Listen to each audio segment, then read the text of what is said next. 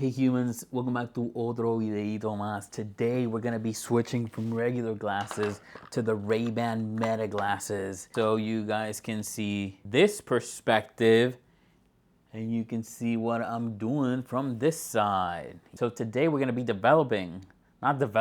already developed. We're gonna be digitalizing the developed black and white film that we did in our last video, which I'll also link down at the end if you want to see it. But today we're going to be digitalizing these negatives.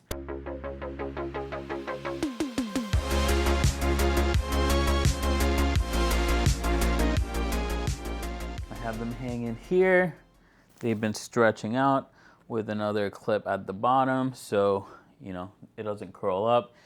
To talk about my setup here to digitalize this film. First, I got a E-tone light box. This light box does come with interchangeable plates. So this one is a holder for 6x6 and 6x4.5. And then there's another one that you can run through 6x7, 6x8, and 6x9 film. This we will use later in another video because I do have 6x7 film that I capture with my Mamiya RB67. For today, we are gonna be using the 6x6 because this Yashica Alto is 6x6. So this is 6x6. The way you do it, you slide it in and then you pop it in there. So this is right here a newer rig that I bought a long time ago, and I've been using it for overhead shots, but I'm obviously also gonna use it for this because it works perfectly. Now, I also have a Sony a7RV, a high megapixel camera. Not that you need it, but I have it, so I'm gonna use it. I also have a 90mm macro from Sony. It's the only macro lens I own. I'm also gonna be using here my Atomos Ninja 5 in order to see what's going on and make sure I'm focused correctly because that's important. Since you're transferring this from here to digital, you really want to try to capture the sharpest images from this camera up top here of the film because you obviously already tried really hard to capture a sharp image straight out of camera, right? Now you got to redo it again. I'm going to use my Ninja 5 to make sure I am dead in there, like just super sharp. My aperture is gonna be f13 because why not? I'll tell you why not. Because the 90mm macro that I'm using, when at f4 is sharpest in the center, and if I put it at 5.6 is sharpest all around, aka the center and the corners. And I found this out by just searching online. If you're gonna do this, you definitely want to go and try to find the specs of your lens and where is its sharpest point, whether that be f4, f8, f10, whatever it is. Just go look it up, find it, and then use it accordingly. So while watching this video, just remember, not f13, at least not in this lens. And just in case you haven't seen the past video, this is what I used to develop the film, which is a DF96. You can get it from Cinestill, and I used the light box in order to develop the film, which is one of a kind so far. You can develop your film in broad daylight. First, you want to make sure there's no dust in the area, which I'm sure there's a shit ton in this room. So I got an anti-static microfiber cloth that I'm gonna wrap around my film and I'm gonna just literally wipe down. So right now, no dust should stick to this film. And make sure there's no dust in here.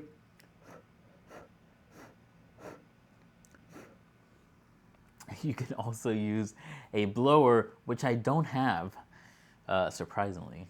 Yeah, I've never bought a rocket blower. Maybe I should. But make sure there's as little dust as possible in this entire setup. And another big important thing to do is that you're wearing gloves, which I'm definitely not, and I should probably get. This being my first film, obviously I'm still trying to get all the pieces that I need, but definitely wear gloves because you're gonna touch this and you're gonna get your greasy fingers on there, and then you're gonna ruin everything. So yeah. use anti-static gloves. Also make sure that your camera slash lens is leveled the same as your light box. It has to be, because if not, you're gonna have a shifted image, which you do not want, because it'll all be for nothing. So get yourself a leveler. Here, let's level this out. That looks pretty level to me. And I just gotta make sure that up here, we're at the same leveling up here.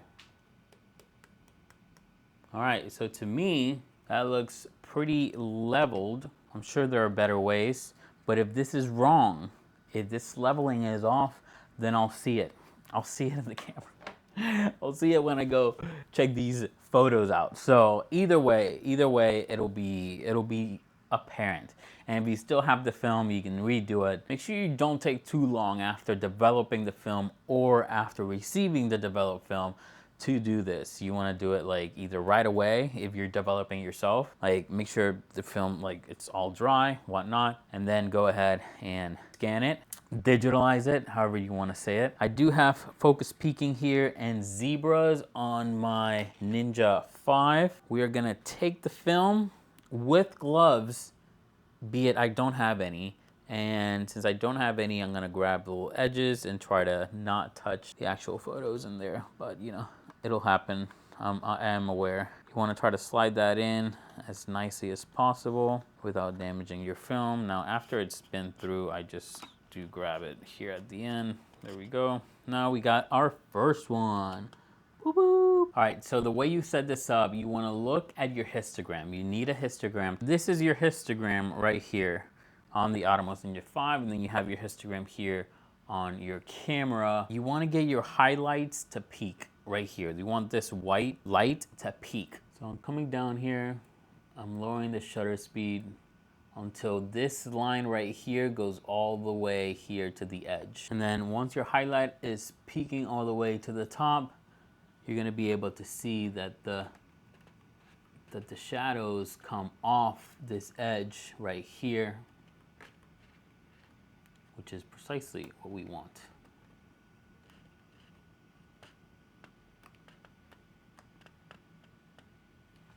So here's the first one. You can clearly see there is darkness in there, but not as dark as the sides right here. When it comes to focusing, always turn to your manual selection. You don't want to do auto focusing on this. I did pre-focus before I started recording this video, so it was in focus when I first started, but basically you want to do one of these where you get to zoom in quite a bit and see the focus area. You can also do it here in the Ninja 5. You can go in close. The peaking is on the birds, which is what we want. So that's pretty gnarly, pretty nice. So I know it's focused where it's supposed to be. It's focused right dead center. So I'm good with that. It's focused on the film. So that is what you want. You want to make sure it's in focus. Very important. And the histogram has looked pretty nicely, pretty even all throughout. Yeah, I think it looks pretty good. You can see it here. The histogram for the Ninja is pretty nice. The great thing about doing this and having your film and not having someone else digitize it and then be done with it is that you can change your exposure on the camera. You can tweak a lot of little things here in order to make it work. So I think I'm gonna do another run through the other way with a 1/60th of a second. So right now I have a 1/60th of a second here, f8, ISO 100. The exposure here is plus and minus is 0. So that's pretty solid. And the histogram here on the Ninja, I don't know if you can see that, but it's below, most of it's below 80. There's a few points where it's a little bit above 80, but there's nothing at 100 clipping. So I think this will look better. Let's see if I go up and shutter. See, now we're in -3, but we still have a little bit of highlight above the 80 mark. So I'm gonna keep it at 1/60th and I'm gonna take the photos once again. We're gonna go all the way back. And listen, you got digital up here, so you can just take and take and take and take, especially your first time. trying to figure out, like I'm doing now, which settings are the best settings. I think this is not a problem because you are, you know, learning. You are seeing what works best. And I'm doing this right away, like right afterwards, because I don't want to have to like undo the setup and then come back to the same roll of film and redo this and then check how like I just want to get it all done in one time. So we're gonna go through it again. So this one right here, this one's a little bit darker and it's giving f a minus 0.7 instead of minus 0.3. So you can see it here on the histogram also on the Ninja 5. We still have that one high point. And looking at it now, I just realized, you see, this is why practice is good. I just realized that that high point is this whole light strip right here on the side. In the histogram right here, you can see that that really high point for the highlights is this line right here because the film is not covering the whole thing. So yeah, keep that in mind. Check your histograms, but you know, just practice, just practice.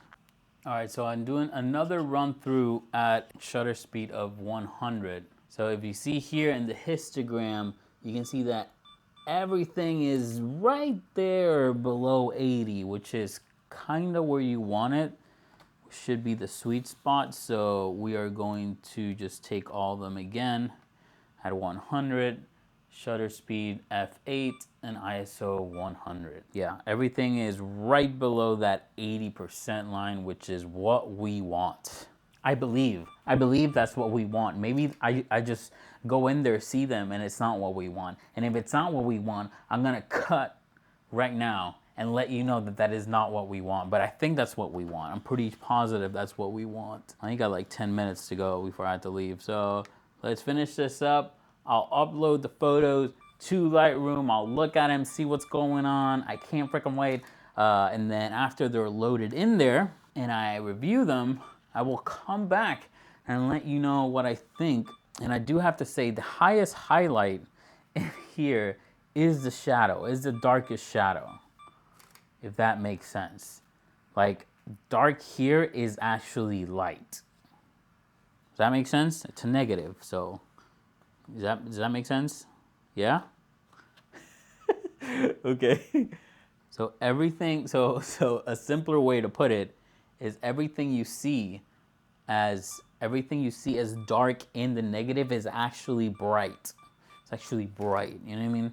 All right, now for the results. So I picked a photo that I actually think is very good as far as sharpness wise. I nailed the focus I wanted to nail. So I picked this one. It's just a mailbox, but it's a pretty nice one. Okay, so on the screen right now, I have both extremes. I have the first one that I took, which is at 1/30th of a second, and then I have the other one at the other extreme, which is 1/100th of a second. This one right here was taken at a faster shutter speed than the one on the left.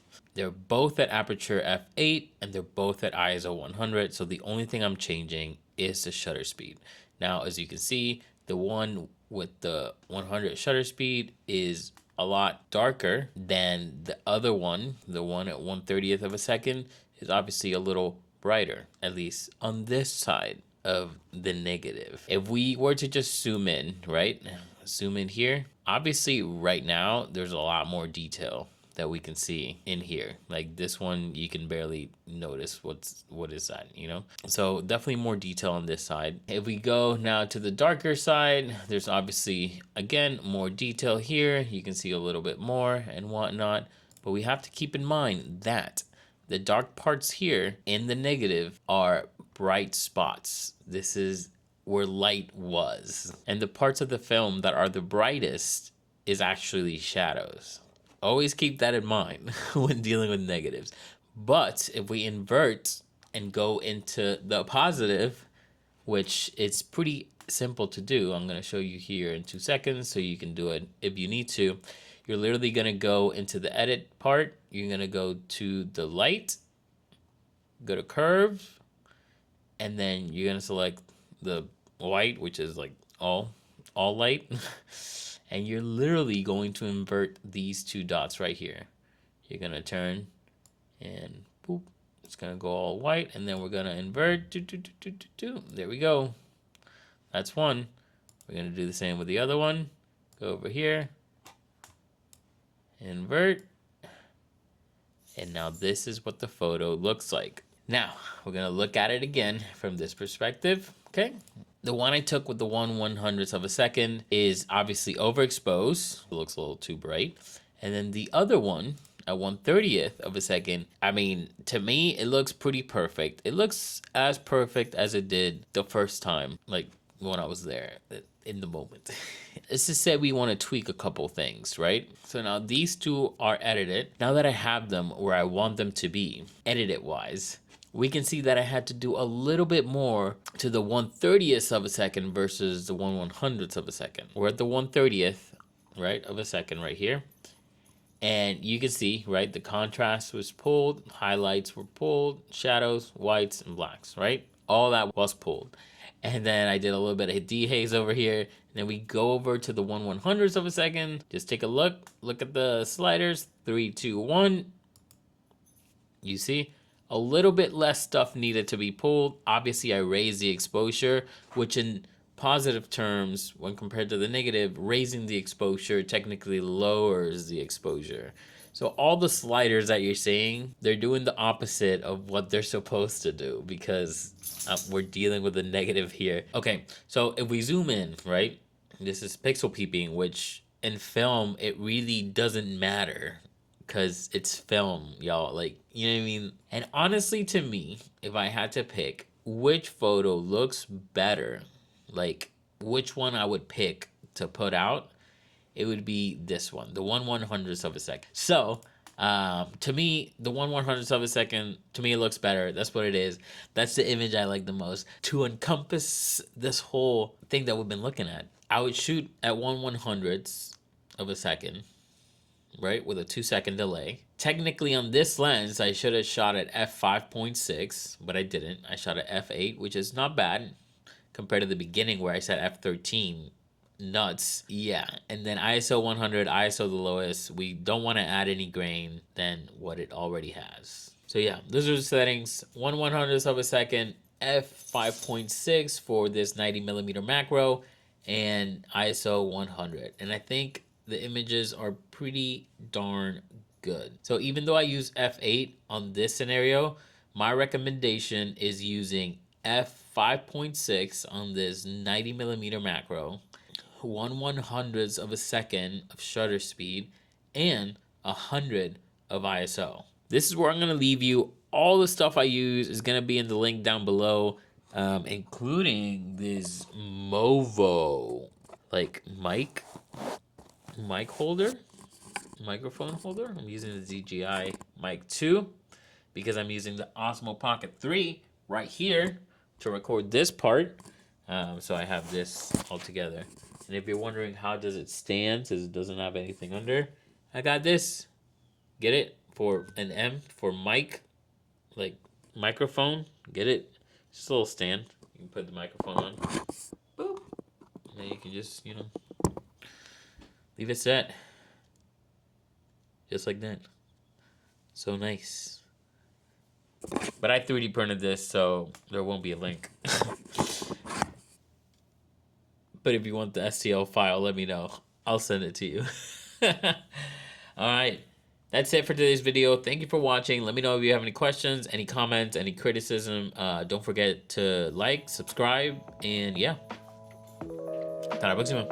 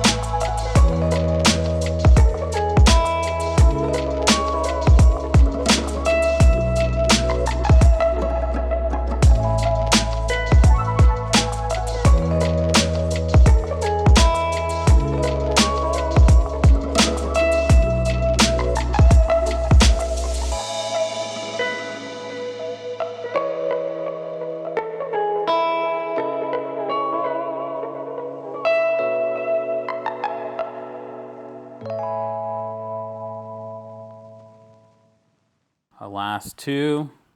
Now this is two of my favorite because these is my dog sleeping. Yes, on the bed because she loves her bed. So that's good. So I really cannot wait to see these. It'll be black and white, but it's okay because we love our dog.